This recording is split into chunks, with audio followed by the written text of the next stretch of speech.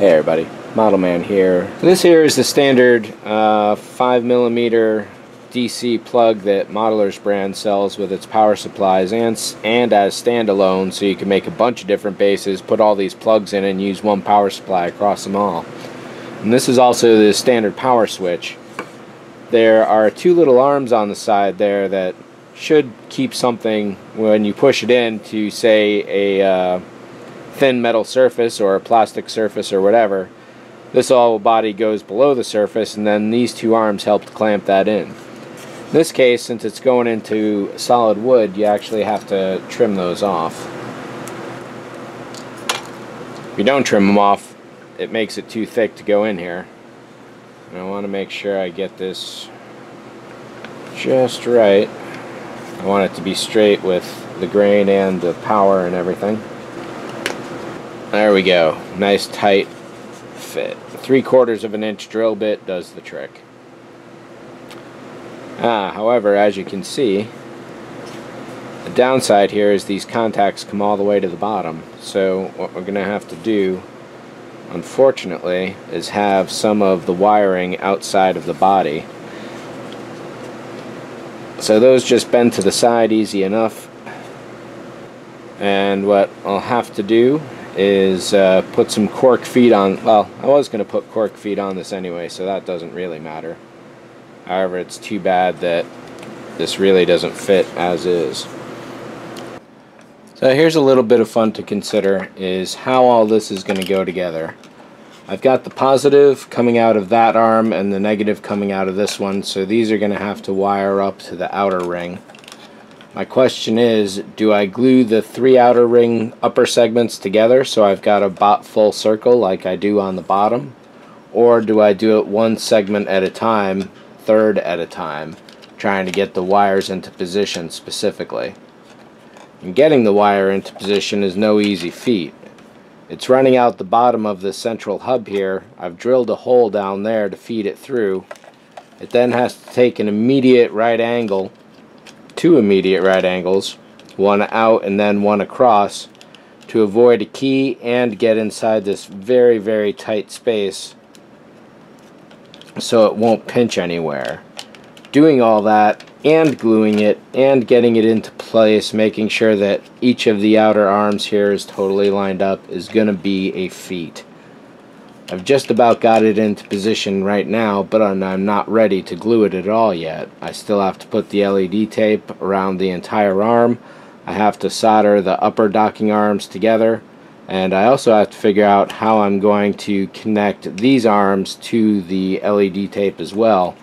I may have to run power independently with its own line all the way around, so I only connect it in one place. I don't have to connect it in 3 different places. So all definitely a few things to consider. I've got the upper arms glued to the outer upper ring with no problems, and those are just sitting under clamps, as you can probably see there.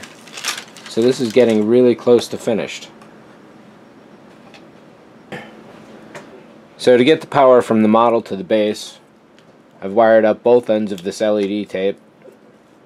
The short end will go in the ship, long end will come out the bottom and go into the base itself. I don't know if I'll use a 2-pin clip or I'll hardwire it yet, or how I'm going to proceed. I'll know about that in a minute though. Over here, the central station is ready, except for some minor parts to be glued on after full assembly, like the 4 towers that go on that. The 8 towers, and it turns out I may have screwed up because these do have pinholes to go into.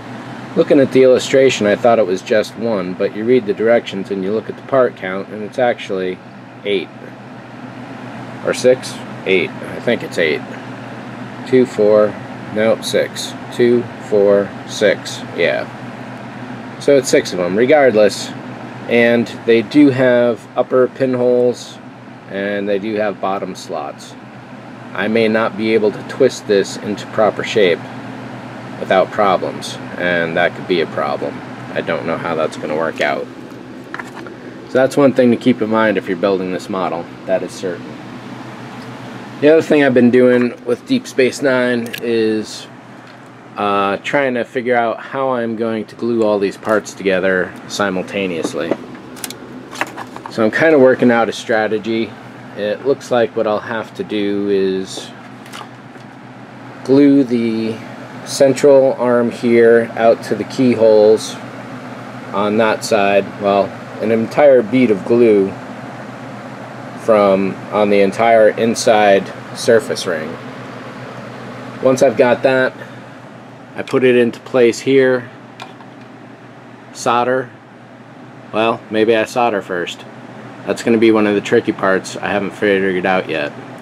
But skipping that aspect of it, it'll be a matter of planting this down, clamping it, and simultaneously clamping this into place as well.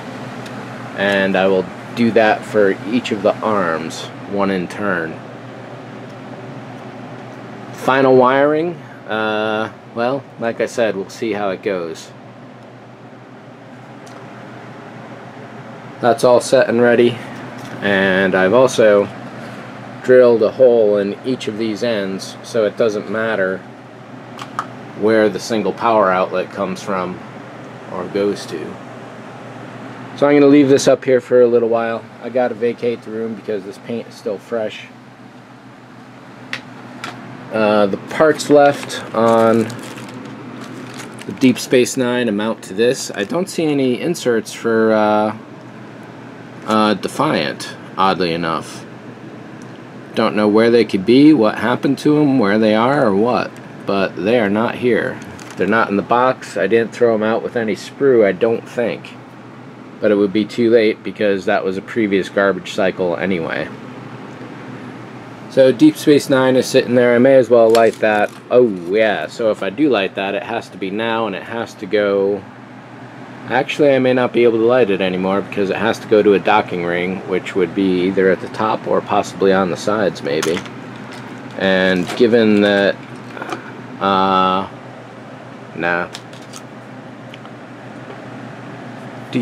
Defiant here is going to be shut down, no power.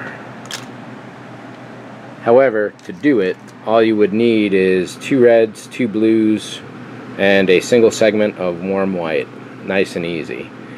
Wire all 4 of the LEDs together. I may as well light this for itself, but it will be shut down up here on the model. Well, if I bother to light this, then I may as well install it. If I install it, it's got to be kind of nowish, and if it's nowish, I don't really know where it's supposed to go. At the moment, sitting loose on the stand.